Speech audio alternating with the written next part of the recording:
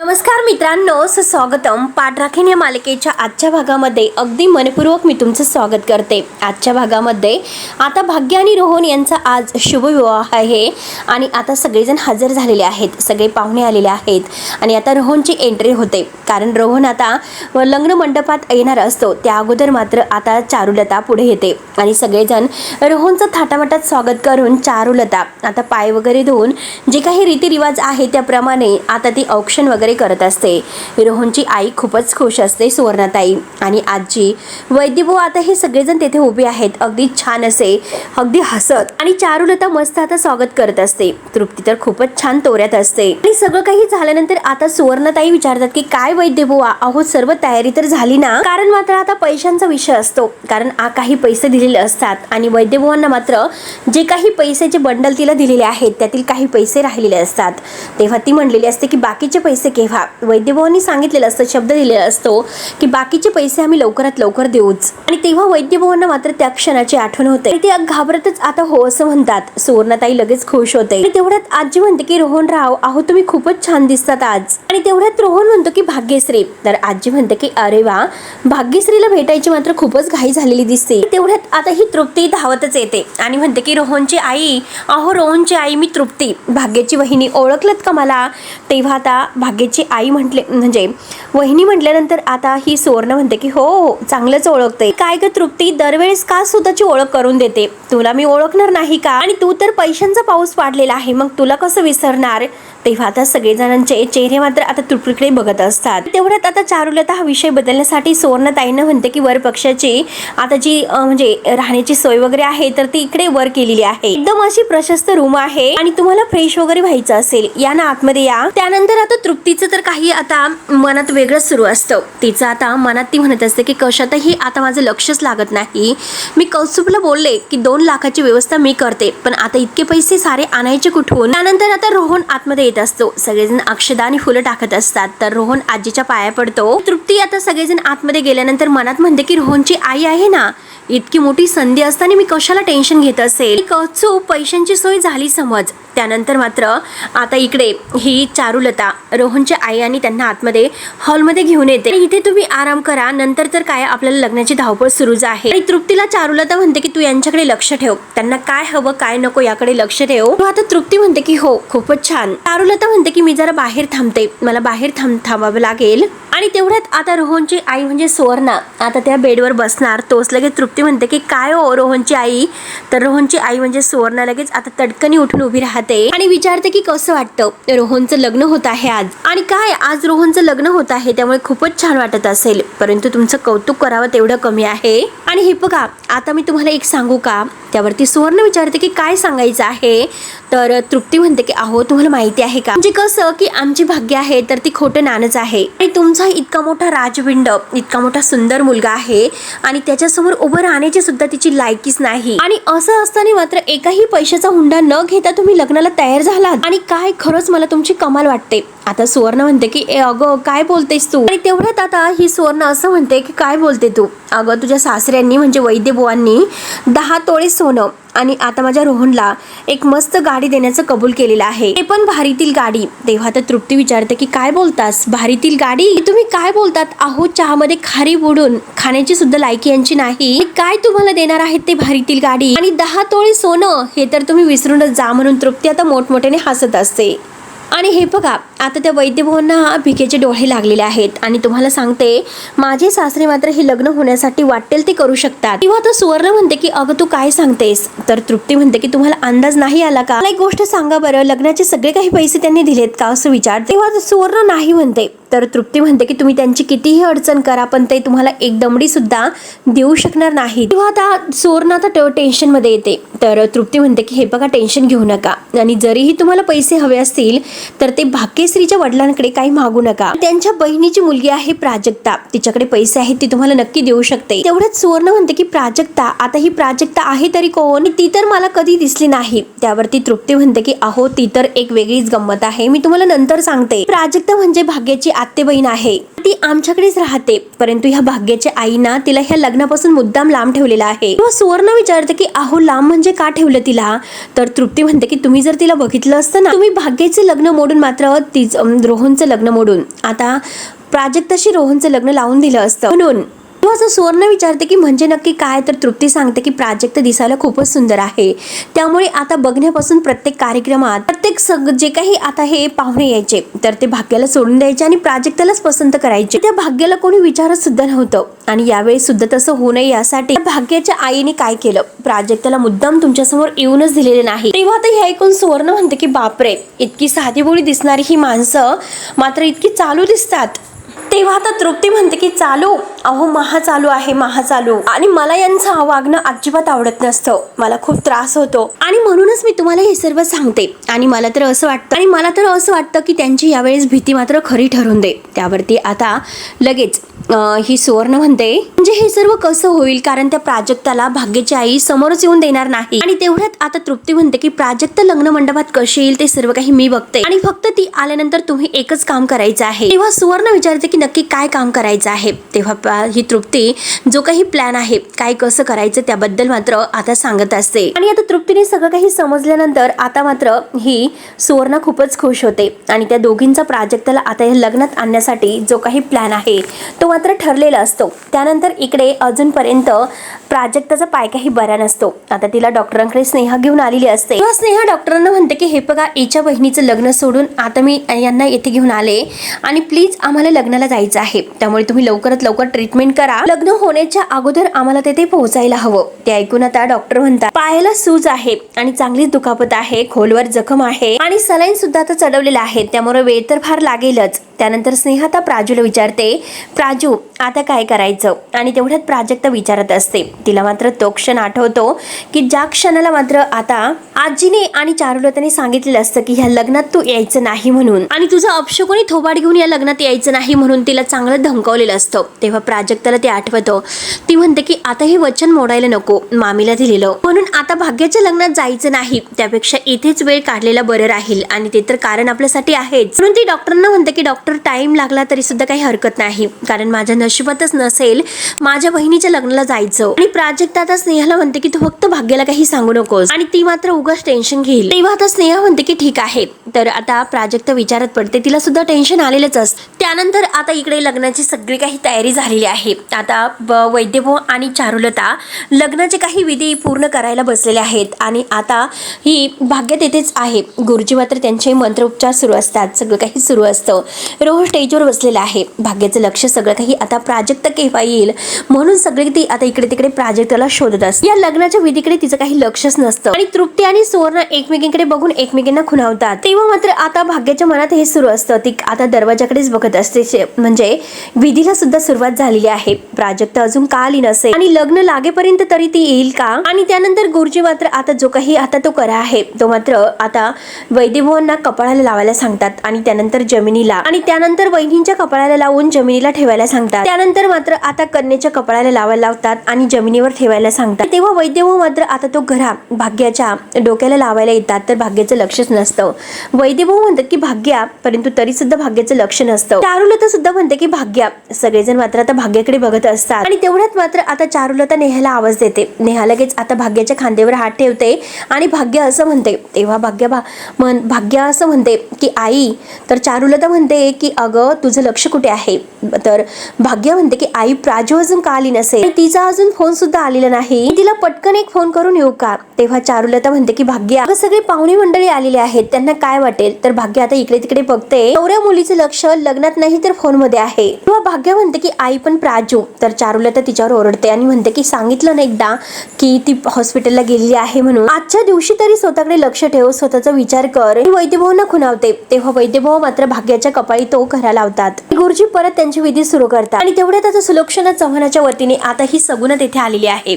आणि आता मात्र जे काही रोहन आहे, रोहनला मात्र आता गुरुजी बोलवतात. रोहन आता खाटावर येऊन बसतो. तृप्तीचं सगळं काही लक्ष सुवर्णावर असतं आणि सुवर्ण सुद्धा आता तृप्तीकडेच बघत असते. सुवर्ण मात्र तृप्तीला खुणावून तिच्या जवळ बोलावते. तेव्हा आता लगेच तृप्ती मात्र तिकडे येण्यासाठी कौस्तुभला म्हणते की अरे तो पेढ्याचा बॉक्स. कौस्तुभ लगेच आता आणण्यासाठी आतमध्ये जातो आणि तेवढ्यात आता ही तृप्ती सुवर्ण जवळ येऊन बसते आणि दोघे आता उठतात, एकमेकींमध्ये कुजबुज करायला सुरुवात करतात.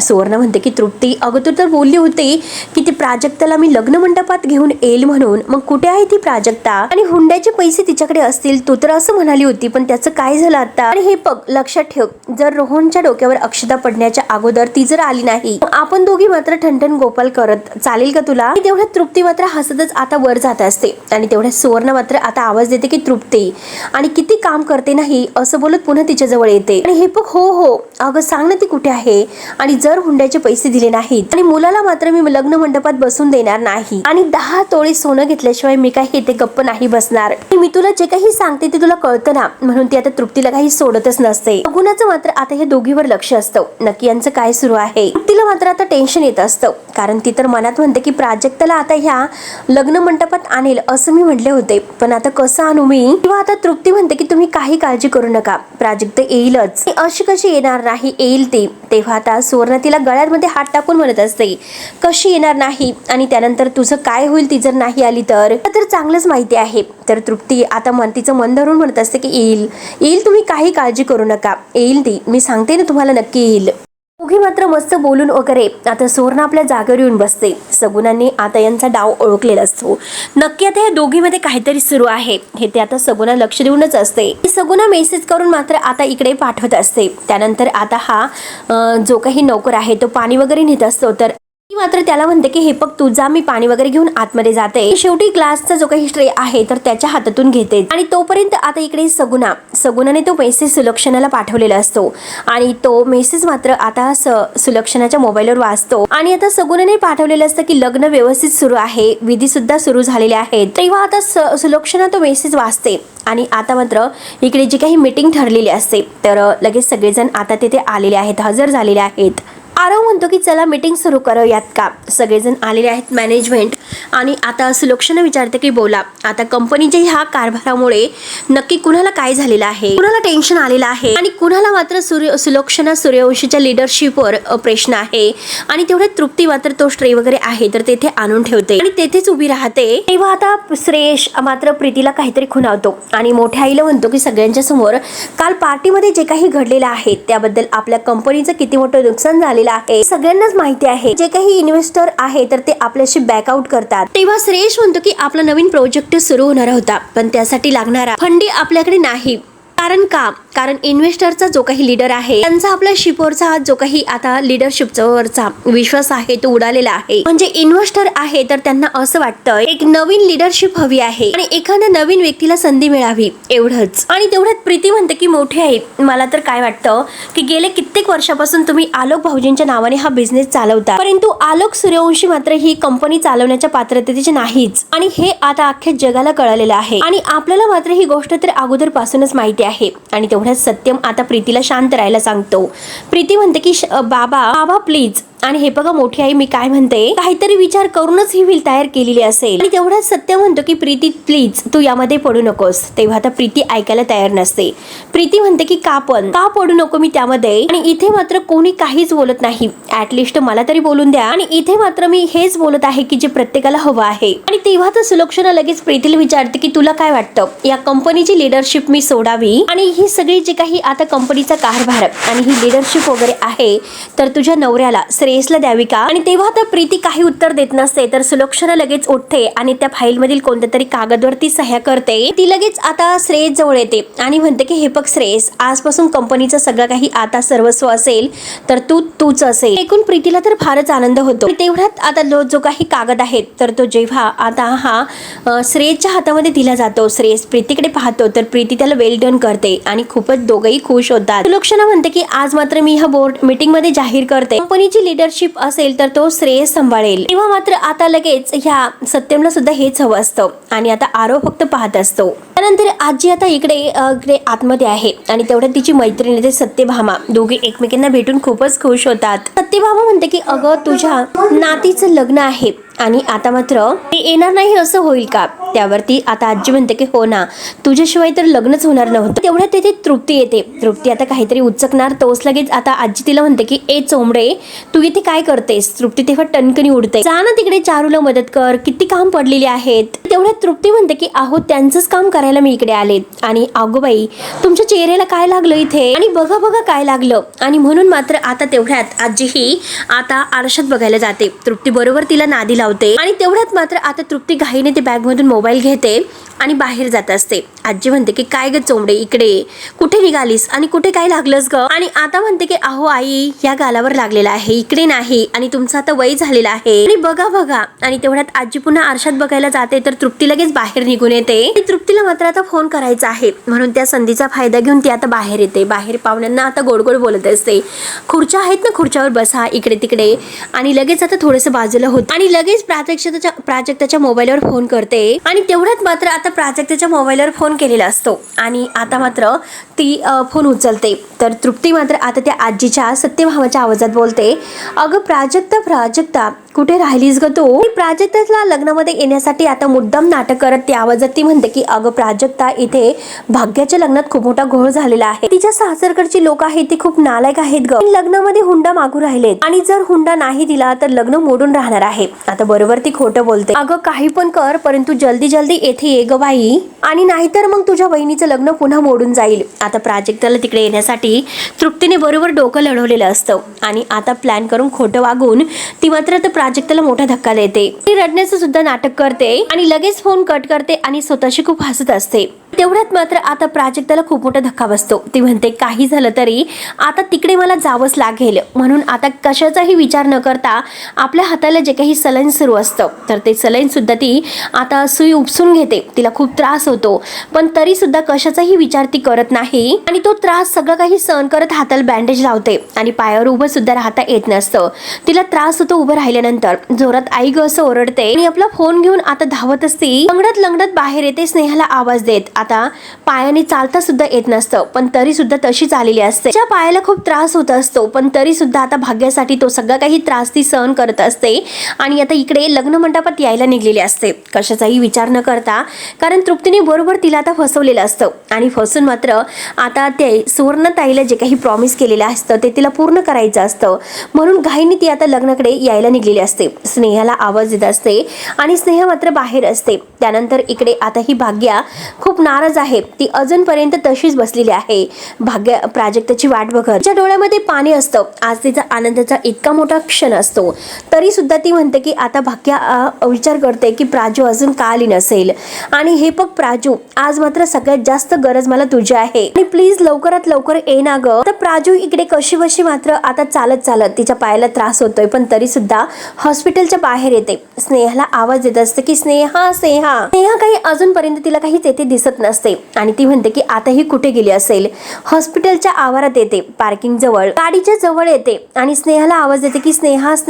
तिथे सुद्धा ती काही स्नेहा तिला दिसत नाही. तेव्हा म्हणते कुठे गेली असेल आता ही स्नेहा, नक्की मी काय करू आता. त्यामुळे आता स्नेहा काही इथे दिसत नाही आणि तिकडे उशीर व्हायला नको तोपर्यंत मी एक काम करते, ॲटोने जाते असे ती आता ठरवते. आणि तेवढ्यात स्नेहा धावतच येते प्राजक्ताला बघून आणि प्राजक्ताला म्हणते की काय झालं अगं, तुला काही वेड वगैरे लागलेला आहेस का. अगं एक्सरे सुद्धा काढायचं बाकी आहे आणि तू कुठे निघालीस. अगं मी तुला खूप हाका मारत होते परंतु तू पुढे निघून गेलीस. तेव्हा प्राजक्ता म्हणते की हे बघ स्नेहा, ते महत्वाचं नाही, कारण लवकरात लवकर मला फंक्शन हॉलला पोहोचायचं आहे. कारण भाग्याच्या सासरच्या लोकांनी तिचं लग्न थांबवलेलं आहे आणि त्यांना हुंडा हवा आहे. त्यामुळे आता काही विचार करायला नको. तू अगोदर बँकेमध्ये चल. कितीही काही झालं तरी भाग्याचं लग्न होणार म्हणजे होणार आणि मी भाग्याच्या लग्नामध्ये कुठलंही विघ्न नाही येऊन देणार. इकडे मात्र आता भाग्या अजूनपर्यंत प्राजक्ताची वाट पाहत असते. तिला आज सगळ्यात जास्त प्राजक्ता हवी असते आणि प्राजक्ता ऐन वेळेस अजून इतका म्हणजे विसर झालेला आहे तरी सुद्धा आली नाही. तिचा फोन सुद्धा नाही, म्हणून भाग्य इकडे वाट बघत असते. आणि तिकडे प्राजक्ता मात्र आता बँकेमध्ये जाऊन